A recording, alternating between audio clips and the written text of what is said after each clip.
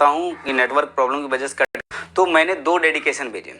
एक में 5 सदस्यीय टीम गई थी और एक में 2 सदस्यीय टीम गई थी।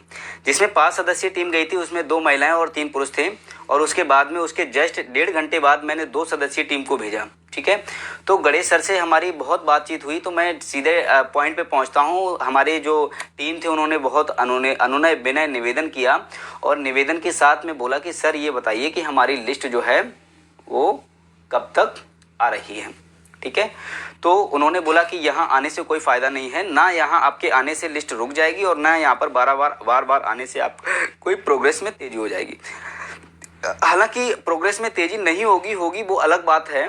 ठीक है ना, ये अधिकारी भी जानते हैं कि अगर बच्चे सो जाएंगे तो हम उसमें क्या करेंगे, लेट लतीफ़ी करेंगे, स्लो मोशन में काम करेंगे। लेकिन अगर आप बराबर टच में रहेंगे, बराबर जाते रहेंगे, तो कोई अधिकारी ये नहीं कहेगा आप यहाँ पर आइए, डेली आइए, हम आपका फास्ट काम करेंगे। लेकिन आप डेली जाओगे तो अधिकारी ये सोचेगा कि बंदे जागरूक हैं और बराबर आ रहे हैं। ठीक है ना, तो परेशान मत हो उसके लिए। तो ये चीज़ बोली गई, तो उन्होंने ये चीज़ बोला है जो मैं आपको बता दूँ। आज बहुत अच्छी न्यूज़ आपके सामने आई है, बहुत अच्छी न्यूज़, बहुत ही बेहतरीन और शानदार न्यूज़ आई है। जब मैंने पोस्ट किया तकरीबन 8:30 बजे करीब, तो लगभग 7:45 बजे के करीब हमारे पास ये सूचना आई है कि आपातकाल स्थिति में, इमरजेंसी केसेस में आज सारे बीएसए अधिकारियों ने, उत्तर प्रदेश के पूरे 75 जिलों के सभी बीएसए अधिकारियों ने इमरजेंसी केसेस में पूरा डाटा आज प्रोवाइड करा दिया है। समझ लीजिए, बहुत अच्छी न्यूज़ है आपके लिए। आज आपातकाल स्थिति में सारे बीएसए, जितने भी बीएसए हैं, उन्होंने आज पूरा का पूरा डाटा हमारे एससीईआरटी और सचिवालय में भेज दिया है। पूरा लिखित रूप में आ गया है डाटा कितना है। ठीक है ना, पूरी तरीके से डाटा आ चुका है। दूसरी बात, सबसे अच्छी बात क्या है कि आज आंसर के मुद्दे पर सरकार को रिजॉइंडर लगाना था। आज आंसर के मुद्दे पर सरकार को रिजॉइंडर लगाना था, मतलब काउंटर दाखिल करना था कि कितने सीटें आपके पास हैं। तो जब उस समय की सीटें उन्होंने दिखाई हैं, हमारे पास सीटें आज बताई गई हैं 7,895। 7,895 आंसर की का जो मुद्दा था, उसमें सरकार ने काउंटर लगाया कि हमारे पास सीटों की संख्या 7,895 हैं।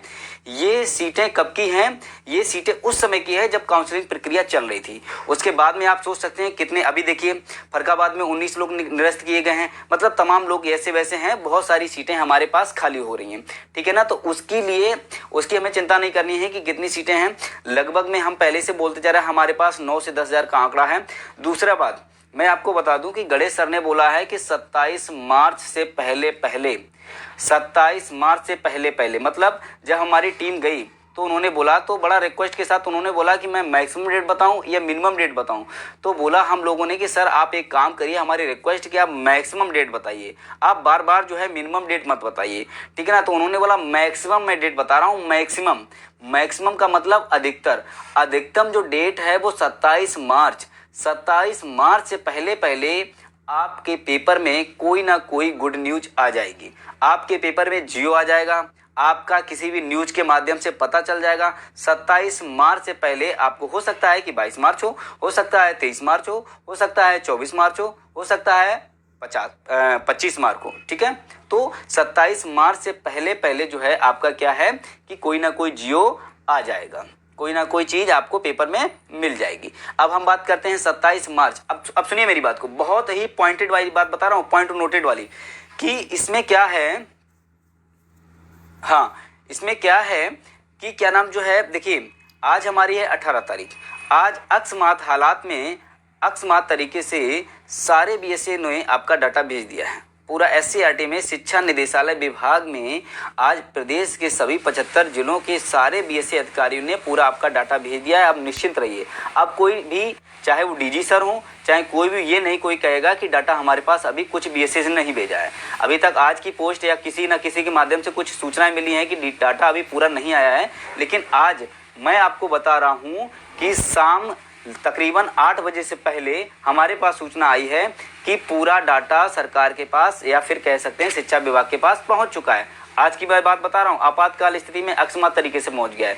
ठीक है, उसके बाद आज और कल जो डेली मीटिंग हो रही है, ये सिर्फ और सिर्फ आपकी मीटिंग हो रही है। जो कल मीटिंग हुई, जो आज मीटिंग हुई, वो सिर्फ और सिर्फ आपकी मीटिंग हो रही, किसी और की मीटिंग नहीं हुई। आप खुद समझदार हो, और कोई शिक्षा विभाग में काम नहीं बचा है। एक काम बचा है म्यूचुअल ट्रांसफ़र का, वो होता रहेगा।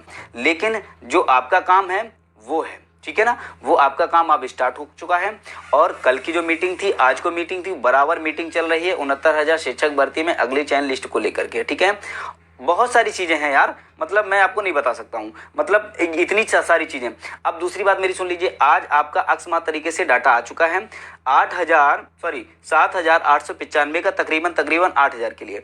कल शाम तक या फिर परसों, मेरी बात सुन लो, कायदे से सुन लीजिए मेरी बात, कल शाम तक या परसों रात तक, मीन्स आज है आपकी 18, 19, 20 तारीख दिनांक शनिवार, ठीक है ना, 20 तारीख दिनांक शनिवार को 7,895 पर लिस्ट बनके तैयार हो जाएगी। मेरी बात ध्यान से सुन लीजिएगा सेट में, यहाँ पर मैं झूठ नहीं बोल रहा हूँ, जो भी चीज़ें निकल के आ रही है मैं बोल रहा हूँ कि 7,895 की लिस्ट आपकी 20 तारीख को बन जाएगी। किस कैटेगरीज वाइज जो भी होगा, कितना गुणांक जाएगा आई डोंट नो, यहाँ पर अभी कोई गुणांक और ये सब मत पूछिए। 7,895 की जो लिस्ट है वो 20 तारीख को आपकी क्लियर हो जाएगी। अब 21 तारीख को बचा है संडे, अब लिस्ट कब आएगी, बन तो जाएगी लेकिन लिस्ट कब आएगी, 21 तारीख को है संडे, 22 तारीख को है मंडे। अंदर से विभाग से ये सूचना मिली है कि 22 तारीख को एनओसी पर सरकार को तलब किया गया, सरकार को जवाब देना है कोर्ट में। एनओसी मैटर को लेकर के सरकार के अधिकारियों को या सरकार को, बेसिक शिक्षा विभाग के अधिकारियों को एनओसी को मैटर के लेकर के कोर्ट में जवाब देना है। मेरी बात सुन लो, पहले मेरी बात आराम से सुन लीजिए, एक सेकेंड, हाँ ओके। सरकार को एनओसी मैटर पर 22 मार्च दिन सोमवार को एनओसी मैटर पर आपको क्या देना है, काउंटर देना है। अब मेरी बात फिर से सुन लो, कल 19 तारीख है, कल से लेकर के परसों रात तक, 20 मार्च की रात तक आपकी लिस्ट 7,895 सीटों पर बन जाएगी, 7,895 सीटों पर बन जाएगी 20 तारीख की शाम को, मतलब शनिवार तक। 21 तारीख को संडे है, 22 तारीख को आपको एनओसी काउंटर लगाना है सरकार को। अगर सरकार जीतती है, अगर डीजी साहब जीतते हैं, अगर गणेश सर जीतते हैं, तो आपको तकरीबन से 2 से 3 हज़ार सीटों का फायदा होगा। आपको तकरीबन एनओसी वाली सीट 2 से 3 हज़ार सीटों पर फायदा हो जाएगा। अगर सरकार जीतती है एनओसी केस पे 22 मार्च को, तो तकरीबन 2 से 3 हज़ार सीटों का आपका फायदा होगा। वो सीटें आपकी और बढ़ जाएंगी, लेकिन 20 मार्च को 7,895 सीटों पर कल से लेकर के परसों तक लिस्ट तैयार हो जाएगी। अब इंतजार रहेगा 22 मार्च का, 22 मार्च को अगर सरकार जीतती है, 22 मार्च को अगर सरकार जीतती है, तो आपको तकरीबन एनओसी वाली सीटें 2,000 से 3,000 प्लस हो जाएंगी। आप समझिए, आपके लिए फायदा है। कल हमारी टीम सरबेंद विक्रम बहादुर से मिली थी, जिसमें हमारी विजय लक्ष्मी मैडम और मैं और मतलब जो है 2-3 लोग और थे। तो हमारी जो है जब मिली टीम, जब डेडिकेशन वहाँ पहुंचा, तो सरबेंद विक्रम बहादुर ने एक बहुत अच्छी चीज़ बोली थी। मैं उनको निगेटिव में लेके जाता हूँ, लेकिन वो पॉजिटिव बोलते हैं। मैंने उनको एनालाइज किया। उन्होंने बोला कि जब इंतजार इतना किया है और इंतजार करने से अगर फ़ायदा होता है, तो क्यों ना थोड़े दिन हम इंतजार कर लें। मेरी बात समझो पहले। उन्होंने ये बोला कि जब इतने दिन इंतजार आपने किया है, तो थोड़े दिन अगर इंतजार से तुम्हें कोई फ़ायदा हो रहा है, तो क्यों ना हम थोड़ा और इंतजार कर लें। दैट मीन्स ये था कि 22 मार्च को एनओसी का मैटर लगा हुआ है। एनओसी पर केस पे अगर सरकार जीती है, तो आपको 2 से 3 हज़ार सीटें मिल जाएंगी। तो टोटल आपकी सीटों की संख्या 10,000 प्लस हो जाएगी। लेकिन आज की जो न्यूज है, सारे बीएसए अधिकारियों ने अकस्मात तरीके से हमारे जो है एससीईआरटी पर पूरा जो है डाटा भेज दिया गया है। पूरा डाटा आ चुका है। अब डीजी साहब या गणेश सर या कोई भी अधिकारी ये नहीं कह सकता है कि अभी हमारे पास बीएसओ ने डाटा नहीं भेजा है, या किसी भी जिले के, मतलब कह सकते हैं कि कुछ जिलों के बीएसओ ने अभी हमारे पास डाटा नहीं भेजा है। आज के बाद कोई भी बेसिक शिक्षा विभाग का अधिकारी ये बात आपसे नहीं बोलेगा। क्योंकि अकस्मात तरीके से शाम 8 बजे तक डाटा भेज दिया गया है।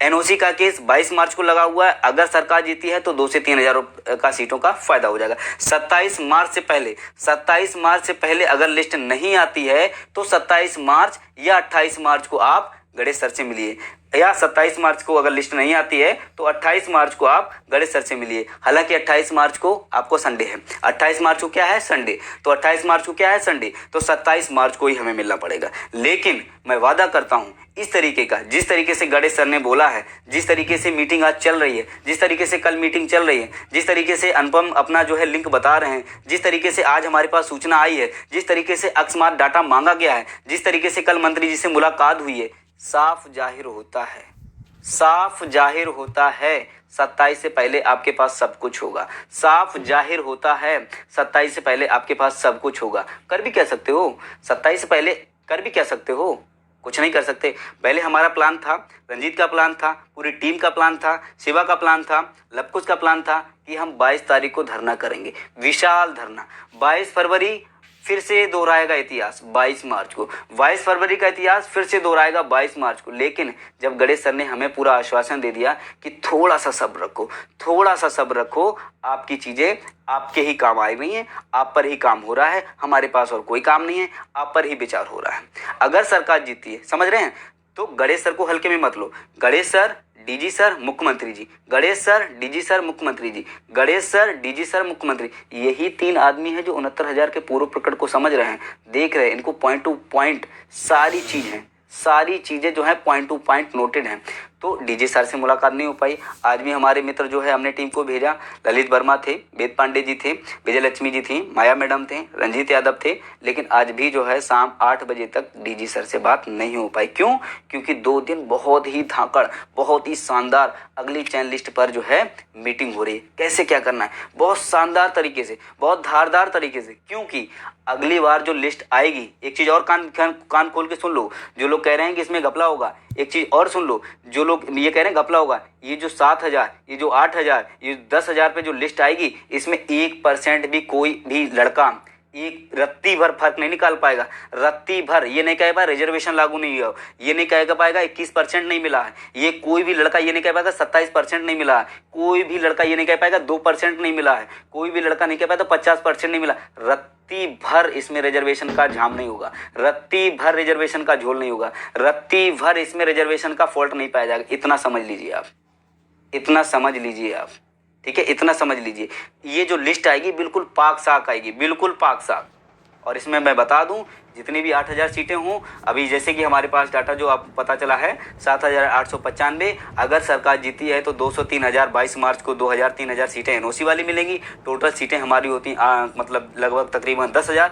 10,000 में फिर से हॉरिजॉन्टल, फिर से वर्टिकल रिजर्वेशन लगेगा, फिर से हॉरिजॉन्टल, फिर से वर्टिकल रिजर्वेशन। अब जिन लोगों को रिजर्वेशन है, पूरी टीम जो है समर्थन में उतरेगी, एक एक लड़का पहुंचेगा, आप भी आएंगे, आप देख रहे हैं आपको भी आना पड़ेगा, आप देख रहे हैं आपको 2 के साथ आना पड़ेगा, आप 2 लोग देख रहे हैं आपको 4 के साथ आना पड़ेगा। जितने भी 2 लोग देख रहे हैं वो अपनी अपनी टीम को 10, 15, 20 के साथ आना पड़ेगा, ठीक है, आना पड़ेगा, ठीक है। तो ये चीज़ में आपद है, ठीक है। तो लेकिन कोई करे तो गोरखपुर में करिए, इलाहाबाद करिए। भाई हम क्षमा चाहते हैं यहाँ से हाथ जोड़ करके कि गोरखपुर में धरना रखने की या वहाँ पर हम लोग जो है पूरी तरीके से कवर करने की हमारी हिम्मत नहीं है, क्योंकि मैं वहाँ से आउट ऑफ रेंज होता हूँ। लखनऊ के लिए मैं पूरा रिस्पॉन्सिबल हूँ, लेकिन लखनऊ के लिए मेरी मजबूरी है 144 है, लखनऊ के लिए मेरी मजबूरी है 144 है, ठीक है। वरना तो अब तक तो हम कल 17 को ही जाम बजवा दिए होते पूरा आराम से, और 22 का तो मेरा पूरा प्रोग्राम था। लेकिन मजबूरी को समझो, जरा सा ऊपर नीचे हो जाएगा तो आप भी जाओगे और हम भी जाएंगे। लेकिन अगर कोई रखना चाहता है, चाहे वो बागीश भाई हों, चाहे योगेंद्र मिश्रा जी हों, चाहे आदर्श द्विवेदी भैया हों, चाहे कोई भी हो, मतलब अगर उनकी वहाँ पर जान पहचान बढ़िया है और वहाँ का उनका लोकल क्षेत्र है, अगर वहाँ पर अपना मतलब पूरा माहौल बनाते हैं, तो हम लोग जो है पूरी तरीके से वहाँ पर क्लियर हो जाएगा, ठीक है।